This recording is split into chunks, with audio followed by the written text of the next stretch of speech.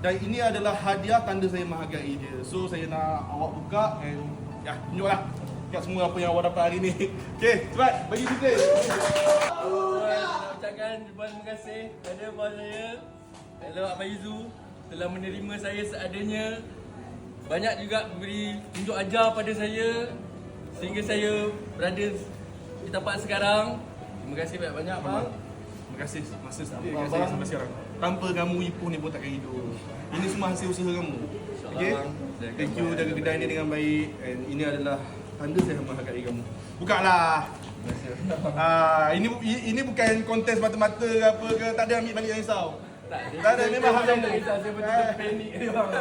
Abang risau ada orang petikai pula saya bagi barang ni apa tak ikhlas lah apa lah kan. Buka lah. Buka. Okey ah. Okay guys, saya unboxing. Oh my god. Penat dia nak buka ni. Okay guys, saya dapat 7 day. Belum lagi. Buka lagi. Okay guys, ada ruang curi kerja kosong. Ceng.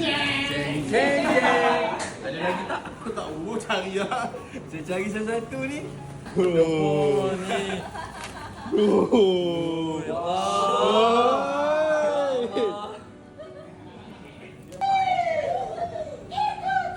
Lihat bang. Buka lu. Okey tak? Alhamdulillah ya Allah.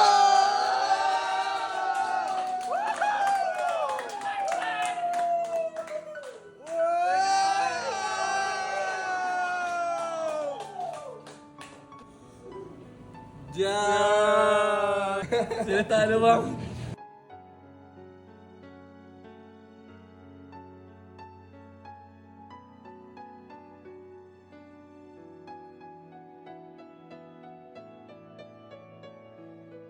Ayah. Saya tahu. Lepas ni tak payah nak pinjam-pinjam phone siapa-siapa nak ambil video untuk saya dah. Dah ada phone sendiri dah. InsyaAllah. Amin. Saya takkan sia-siakan orang yang hargai saya. Yang ada dengan saya nampak. Bagus. InsyaAllah. Atta ni sangat bagus. Dia ketua keluarga, jadi seorang suami yang baik, ayah yang baik, leader yang baik untuk staff. Nampak staff tadi sayang macam ni? Lagi sayang daripada saya. Lagi sayang dia daripada saya ya.